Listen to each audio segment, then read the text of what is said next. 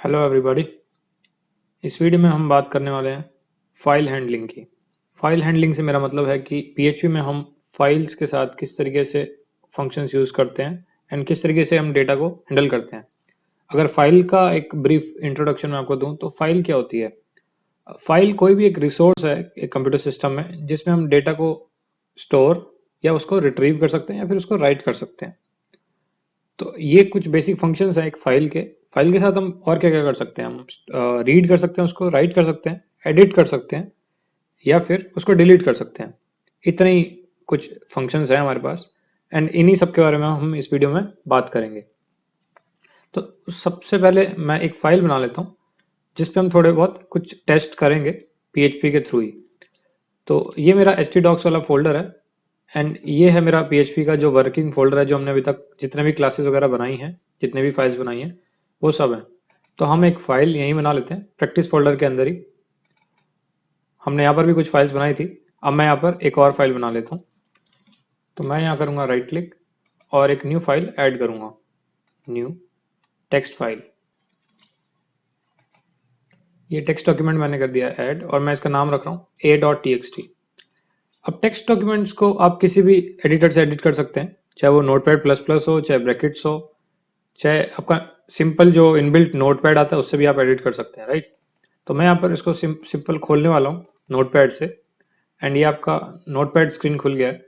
मैं इसमें कुछ भी रैंडम टेक्स्ट लिख रहा हूँ जिसको हम बाद में पीएचपी के साथ मैनिपुलेट या फिर रीड करेंगे। तो मैं यहाँ लिख देता हूँ, hi my name is Harshvardhan Malpani. तो ये मैंने कुछ लाइंस लिख दी हैं एंड मैं इसको करूँगा सेव। फाइल से सेव कर सकते हैं या फिर आप कंट्रोल एस से भी सेव कर सकते हैं एंड मैंने अब इसको कर दिया क्लोज। तो ये जो मैंने कर दिया क्लोज इसको, अब हम चलते हैं वापस पीएचपी के कोड पर। देखिए पीएचपी में फाइल के साथ कुछ भी अगर आपको ऑपरेशन करना है तो उसके लिए आपके पास तीन फंक्शंस हैं, या ऐसा कहिए कि आपके पास तीन टाइप के फंक्शंस हैं फाइल को रीड करने के लिए। तो पहला जो फंक्शन है वो सबसे सिंपल है, उसका नाम है file underscore get underscore contents. तो मैं यहाँ पर लिखने वाला हूँ उस फंक्शन का नाम file underscore get underscore contents. ये है फंक्शन का नाम। अब किस फाइल का कंटेंट आपको चाहिए, तो सबसे पहले तो आपको उस फाइल का यहाँ पर नाम लिखना पड़ेगा। तो मेरी जो फाइल है वो अभी कौन से फोल्डर में है, यानी इसके रिलेटिव इस जो भी मेरी फाइल बन रही है पीएचपी की फाइल हैंडलिंग डॉट पीएचपी बन रही है, आप देखेंगे कि वो पीएचपी वाले फोल्डर के अंदर है। एंड जो मेरी फाइल है, जो भी मैंने टेक्स्ट फाइल जो मुझे रीड करनी है वो मैंने बनाई है प्रैक्टिस फोल्डर के अंदर, प्रैक्टिस फोल्डर के अंदर a.txt। तो मुझे यहाँ पर उसका पाथ लिखना पड़ेगा practice/a.txt। तो ये मैंने गेट किया है कंटेंट, ये फंक्शन इनबिल्ट है और ये फाइल को रीड करता है। और ये जो रिटर्न करेगा ये एक स्ट्रिंग रिटर्न करेगा, मतलब हमेशा एक स्ट्रिंग के फॉर्मेट में फाइल रिटर्न होगी, उसके अंदर जो भी कंटेंट होगा। अब अच्छी बात यह है कि जो हम तीनों फंक्शन अभी पढ़ने वाले हैं वो तीनों ही बाइनरी सेफ है। बाइनरी सेफ का मेरा मतलब ये है कि कुछ फाइल्स होती हैं जैसे सीधा टेक्स्ट फाइल हो गई या फिर और कोई पीएचपी फाइल हो गई या फिर कुछ और फॉर्मेट हो गया जिसमें आपने टेक्स्ट ही लिखा हुआ अल्टीमेटली। बट कुछ फाइल्स हो गई जैसे आपका जेपीजी फाइल हो गई या पीडीएफ फाइल हो गई, तो उन फाइल्स में बाइनरी फॉर्मेट में डेटा जो है वो सेव रहता है।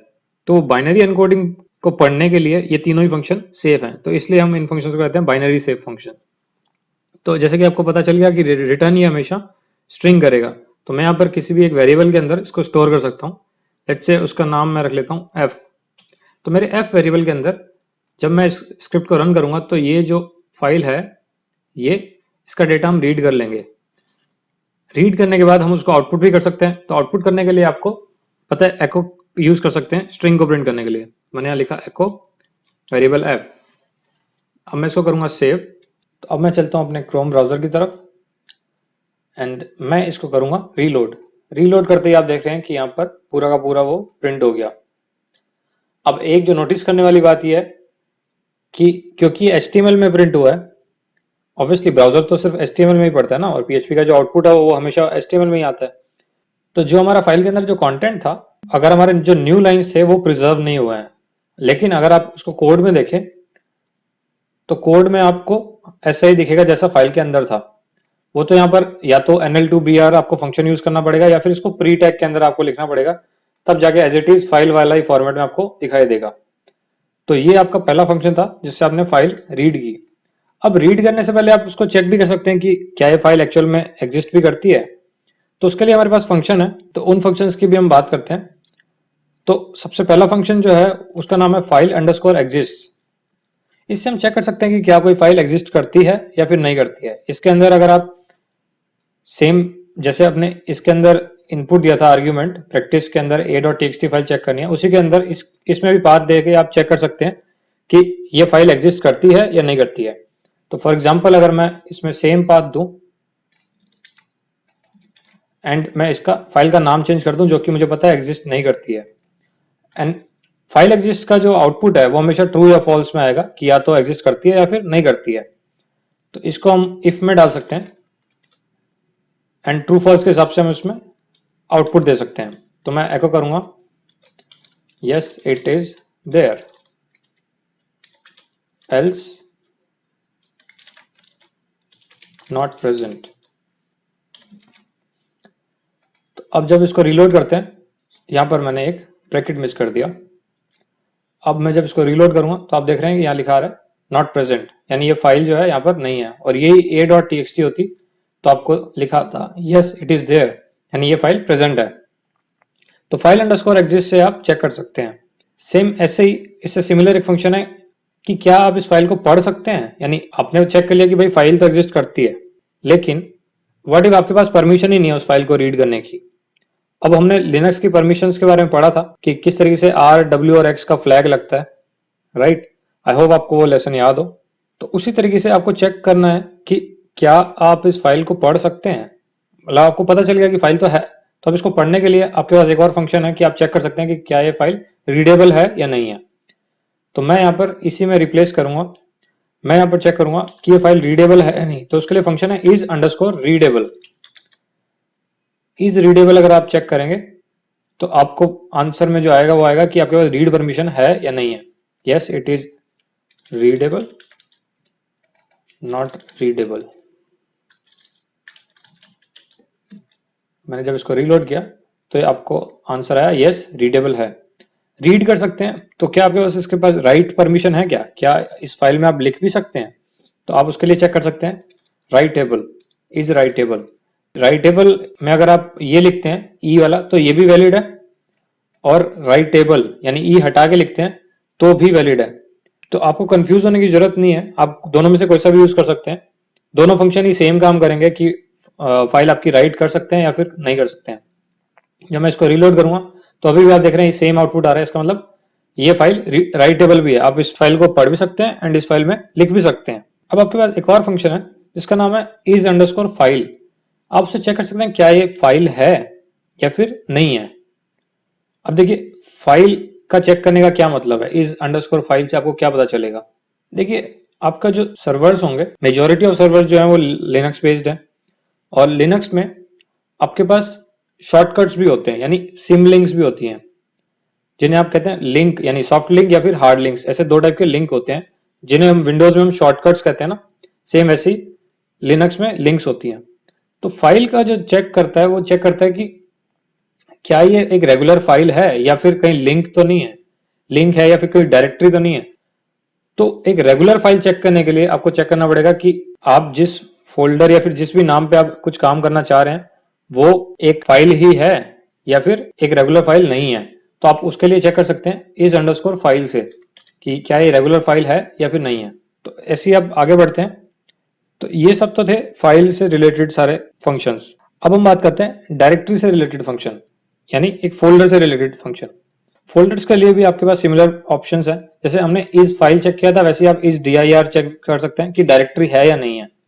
तो इस dir से आपको अगर ट्रू आता है तो इसका मतलब है कि एक फोल्डर है, अदरवाइज ये एक फोल्डर नहीं है। तो अगर मैं यहां लिख दूं yes it is directory, not a directory. अब मैंने जब इसको रीलोड किया तो यहाँ पर आंसर आ रहा है नॉट ए dir, यानी एक डायरेक्टरी नहीं है। ऑब्वियसली ये एक फाइल है, डायरेक्टरी थोड़ी है। अगर मैं ये हटा देता हूं, सिर्फ प्रैक्टिस लिखता हूं, तब यहाँ पर आएगा yes it is a directory. And अगर मैं यहाँ पर स्लैश भी लगा देता हूं तो भी कोई फर्क नहीं पड़ेगा, ये अभी भी एक डायरेक्टरी ही है। तो इस dir से आप चेक कर सकते हैं। सेम डायरेक्टरी पर भी वही फंक्शंस लगेंगे, जैसे इज रीडेबल और इज राइटेबल आप यूज कर सकते हैं फिर से। अब थोड़ा और आगे बढ़ते हैं। अब मैं एक डायरेक्टरी बनाने की कोशिश करता हूँ। तो पहले मैं चेक कर लेता हूँ कि यहाँ पर एक डायरेक्टरी ऑलरेडी है क्या, practice2 नाम की। जब मैंने इसको रिलोड किया तो यहाँ लिखा है नॉट ए dir। तो अगर आपको एक फोल्डर बनाना है तो आप उसके लिए फंक्शन यूज कर सकते हैं mkdir, यानी मेक डायरेक्टरी। तो आप यहाँ लिखेंगे mkdir एंड जो भी आपको फोल्डर बनाना है, किसी और फोल्डर के अंदर बनाना है तो आप उस फोल्डर के अंदर भी बना सकते हैं। तो मान लीजिए मैं प्रैक्टिस फोल्डर के अंदर ही एक और फोल्डर बना रहा हूँ जिसका नाम है न्यू। तो मैंने यहाँ पर ये लिख दिया एंड मैंने इसको कर दिया सेव।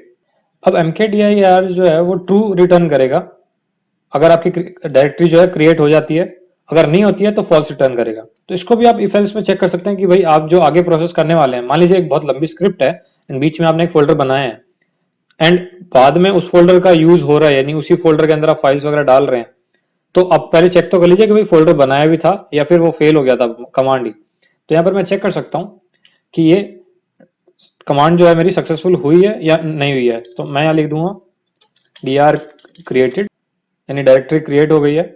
एंड एल्स में मैं लिख दूंगा कुड नॉट क्रिएट डायरेक्टरी, यानी डायरेक्टरी हम क्रिएट नहीं कर पाए, फेल हो गए। अब मैंने जब इसको रिलोड किया तो यहाँ पर लिखा रहा है डायरेक्टरी क्रिएटेड। अब जब मैं आऊंगा अपने प्रैक्टिस वाले फोल्डर में तो आपको यहाँ पर दिख रहा होगा कि ये न्यू नाम का फोल्डर क्रिएट हो गया है। तो न्यू फोल्डर आपके पास आ गया प्रैक्टिस के अंदर ही। अब मान लीजिए इस न्यू फोल्डर के अंदर आपको एक नई फाइल क्रिएट करनी है। अब डायरेक्टरी क्रिएट करना तो आप सीख गए हैं। अब आपको अगर एक फाइल क्रिएट करनी है तो एज सच PHP में आपके पास फाइल क्रिएट करने का कोई फंक्शन नहीं है। मतलब ये अजीब लगेगा सुनने में, बट फाइल क्रिएट करने का कोई ऐसा स्पेशल फंक्शन नहीं है। जैसे mkdir आपके पास सिर्फ और सिर्फ डायरेक्टरी क्रिएट करने के लिए फंक्शन है, बट फाइल क्रिएट करने का फंक्शन नहीं है। तो फाइल क्रिएट करने के लिए हम वही फंक्शंस को यूज करते हैं जिनसे हम फाइल ओपन करते हैं। तो अगर वो ओपन करते टाइम हम उसमें अगर एक पर्टिकुलर आर्ग्यूमेंट देते हैं तो वो फाइल क्रिएट भी कर देता है उसको राइट करने के लिए। आपके पास दो एक्चुअली फंक्शन है जिससे आप कर सकते हैं काम। एक तो आपके पास फंक्शन है fopen, यानी फाइल ओपन करने का जो फंक्शन है उससे आप क्रिएट भी कर सकते हो। दूसरा आपके पास टच फंक्शन, टच नाम का एक फंक्शन है। सेम वैसी जैसे आपके पास लिनक्स में टच कमांड होती है ना। अब टच फंक्शन क्या करता है, टच फंक्शन हमेशा एक फाइल का जो लास्ट एक्सेस डेट था ना, कि ये फाइल प्रीवियसली कब एक्सेस करी गई थी, यानी लास्ट टाइम कब एक्सेस करी गई थी, तो वो जो चीज है वो अपडेट कर देता है फाइल की। तो जो मॉडिफिकेशन टाइम था वो अपडेट हो गया। मतलब फाइल में चेंजेस कुछ नहीं करेगा टच कमांड, बस उसका जो लास्ट मॉडिफिकेशन और एक्सेस टाइम था वो चेंज कर देगा। तो अगर मैं यहाँ पर लिख दूं टच करना है किसको, मुझे प्रैक्टिस के अंदर न्यू फोल्डर के अंदर एक फाइल को टच करना है जिसका नाम हम देते हैं touch.txt। अब ये एक टेक्स्ट फाइल बन जाएगी, उसका नाम होगा touched, और ये इस फोल्डर में बनेगी, न्यू वाले फोल्डर में जो हमने अभी बनाया था। और यहां मैं कर दूंगा सेमीकोलन से इसको कमांड को बंद। अब टच का भी सेम वही रिटर्न टाइप होगा, बट हम इसमें इफ एल्स यूज नहीं कर रहे हैं। अब मैंने जब इसको रिलोड किया तो आप आंसर देख रहे हैं कि पहले तो लिखा है नॉट ए डायरेक्टरी, ऑब्वियसली प्रैक्टिस2 नाम का कोई फोल्डर नहीं था। दूसरा जो लाइन नंबर 7 था ना हमारा मेक डायरेक्टरी वाला जो फंक्शन था, उसमें वो लिखा रहा है कि फाइल एग्जिस्ट करती है, मतलब ऑलरेडी वो फोल्डर बना हुआ है। तो हमारा आउटपुट आया कुड नॉट क्रिएट dir, यानी हम डायरेक्टरी नहीं बना पाए क्योंकि भाई ऑलरेडी बनी हुई थी। तो इस वार्निंग से बचने के लिए हम mkdir सीधा यूज नहीं करते हैं, हम पहले चेक कर लेते हैं कि क्या ये डायरेक्टरी ऑलरेडी है या नहीं है। अदरवाइज आपको पता है कि वार्निंग आएगी। यही चीज मैं अगर इस डायरेक्टरी से चेक कर लेता उसके बाद मैं यूज करता mkdir। अब जब हम उस फोल्डर में चलें अगर प्रैक्टिस वाले फोल्डर में और न्यू फोल्डर के अंदर, तो आप देखेंगे कि न्यू के अंदर एक फाइल मेरी बन गई है और ये अभी अभी मॉडिफाई हुई है, यानी न्यू फाइल एक बन गई है। टच्ड है ये एकदम ब्लैंक, वो कोई टेंशन करने की जरूरत नहीं है। तो ये न्यू फाइल हमने बनाना सीख लिया, टच कमांड से बनाया। और fopen जो मैं आपको दूसरा तरीका था उसके बारे में अभी हम बात करेंगे। अब जैसे हमने टच किया फाइल को वैसे ही हम कॉपी कर सकते हैं फाइल को। तो अगर मैं इस फाइल को कॉपी करना चाहूं, जो अभी लेटेस्ट फाइल हमने बनाई है, एंड उसको हम कहीं और लिख देते हैं। मैं यूज करूंगा कॉपी कमांड एंड मुझे कौन सी फाइल कॉपी करनी है पहले वो, यानी सोर्स पहले लिखेंगे और उसके बाद हम लिखेंगे डेस्टिनेशन। तो ये मैंने किया कॉपी, एंड अब मैं इसको कहां पेस्ट करना चाह रहा हूं, मैं न्यू फोल्डर के अंदर नहीं, मैं प्रैक्टिस वाले फोल्डर के अंदर इसको लाना चाह रहा हूं। अब मैं इसको करूंगा सेव सेमीकोलन लगाकर, एंड अब आप देखेंगे कि ये टेस्ट फाइल का जो सेम कॉपी है वो प्रैक्टिस वाले फोल्डर के अंदर भी बन जाएगा। अब मैंने इसको किया रीलोड, तो अब हम चलते हैं वापस से प्रैक्टिस फोल्डर के अंदर। अब आप देख रहे हैं यहाँ पर भी एक test.txt आ गई है, तो सेम फाइल हमने कॉपी कर ली। ऐसे ही इसके अंदर कोई कंटेंट होता तो ऑब्वियसली वो पूरी की पूरी फाइल कॉपी हो जाती, उसके अंदर का कंटेंट भी कॉपी होता ही होता। तो ये आपने कॉपी करना भी सीख लिया। अब सेम चीज आपके पास फंक्शन है रीनेम करने का भी, सेम ऐसे ही है कि रीनेम फाइल किस फाइल को करना है एंड किस नाम को चेंज करके क्या करना है। तो मैंने यहाँ यूज किया रीनेम। अब मैं टेस्ट जो फाइल थी हमारी पहले जो हमने बनाई थी न्यू फोल्डर के अंदर, उसका मैं नाम मैं लिखने वाला हूं, मैं यहाँ पर नाम लिख रहा हूं टेस्ट न्यू। तो अब जब मैं इसको रिलोड करूंगा तो अब हम देखते हैं फिर से न्यू फोल्डर के अंदर